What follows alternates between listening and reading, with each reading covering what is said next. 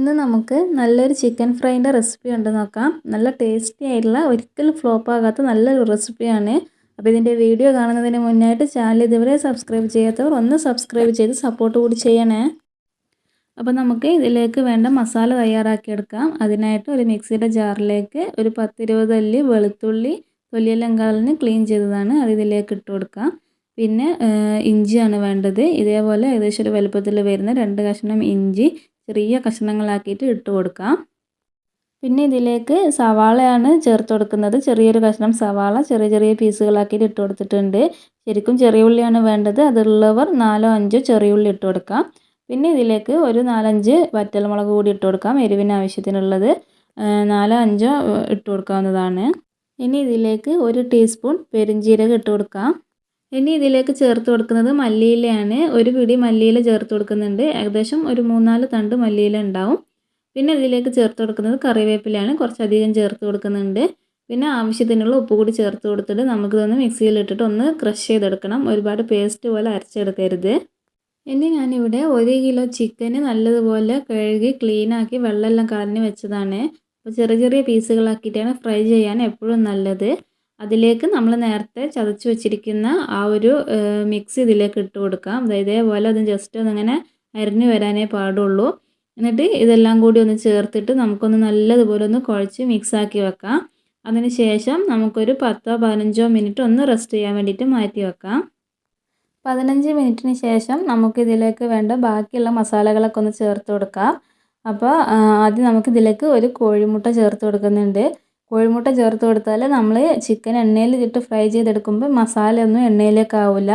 Complete മസാലയും നമ്മുടെ ഈ ഒരു ചിക്കനിൽ തന്നെ പിടിച്ചിരിക്കും. അപ്പോൾ നമുക്ക് ഒരു കോഴിമുട്ട ചേർത്ത് കൊടുക്കാം.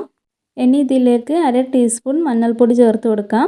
അതിന് ശേഷം മുളക് പൊടി ചേർത്ത് കൊടുക്കാം. അപ്പോൾ നല്ല എരിവുള്ള മുളക് പൊടിയാണ് 1 ടേബിൾ സ്പൂൺ ചേർത്ത് കൊടുക്കുന്നുണ്ട്. അതേപോലെ നല്ലൊരു കളർ കിട്ടാൻ വേണ്ടിയിട്ട് 2 ടേബിൾ സ്പൂൺ കാശ്മീരി മുളക് പൊടി കൂടി ചേർത്ത് കൊടുക്കുന്നുണ്ട്.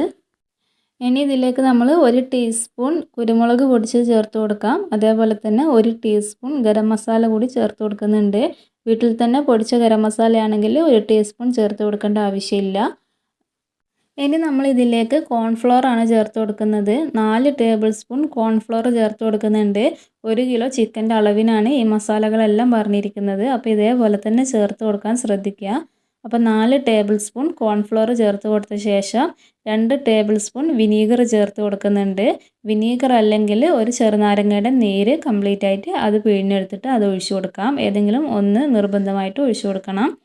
എന്നിട്ട് നമുക്ക് ഇതെല്ലാം കൂടി ഒന്ന് നല്ലതുപോലെ കൈകൊണ്ട് കുഴച്ച് മിക്സാക്കി വെച്ചിട്ട് ഒരു 2 മണിക്കൂറെങ്കിലും മിനിമം റെസ്റ്റ് ചെയ്യാൻ വെക്കാം. ഞാൻ ഇത് ഓവർനൈറ്റ് വെച്ചിട്ടുണ്ട്. ഓവർനൈറ്റ് വെക്കാൻ സമയമില്ലാത്തവർ ഒരു 2-3 മണിക്കൂറെങ്കിലും നിർബന്ധമായിട്ടും റെസ്റ്റ് ചെയ്യാൻ വെച്ച ശേഷം മാത്രം ഫ്രൈ ചെയ്തെടുക്കാം. ഇനി നമുക്ക് ഫ്രൈ ചെയ്തെടുക്കാം. അപ്പോൾ അതിനായിട്ട് ഞാൻ വെളിച്ചെണ്ണയിലാണ് ഫ്രൈ ചെയ്തെടുക്കുന്നത്. ഒരു പാനിലേക്ക് കുറച്ച് വെളിച്ചെണ്ണ ഒഴിച്ചു കൊടുത്തിട്ട് നല്ലതുപോലെ ചൂടായിട്ടുണ്ട്. ഇനി നമുക്കതിലേക്ക് ചിക്കൻ ഇട്ട് കൊടുക്കാം. എന്നിട്ട് ഇതിൻ്റെ മുകളിൽ കുറച്ച് കറിവേപ്പില കൂടി ഇട്ട് കൊടുക്കാം. നമുക്ക് ആദ്യത്തെ ഒരു 2-3 മിനിറ്റ് ഹൈ ഫ്ലെയിമിൽ വെച്ചിട്ട് തന്നെ ഫ്രൈ ചെയ്യാം.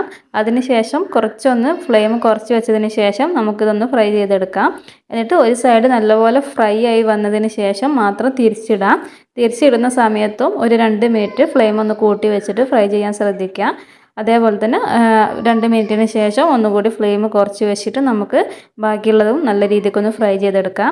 അപ്പോൾ എല്ലാ 2 സൈഡും ഒരേപോലെ ഫ്രൈ ചെയ്ത് വന്നതിന് ശേഷം നമുക്ക് ഫ്ലെയിം ഓഫ് ചെയ്യാവുന്നതാണ്. നല്ല ടേസ്റ്റി ആയിട്ടുള്ള നല്ലൊരു ചിക്കൻ ഫ്രൈൻ്റെ റെസിപ്പിയാണ്. ഇതെല്ലാവരും ഒന്ന് ട്രൈ ചെയ്ത് നോക്കണം. വീഡിയോ ഇഷ്ടമായിട്ടുണ്ടെങ്കിൽ ചാനലൊന്ന് സബ്സ്ക്രൈബ് ചെയ്ത് സപ്പോർട്ട് കൂടി ചെയ്യണേ.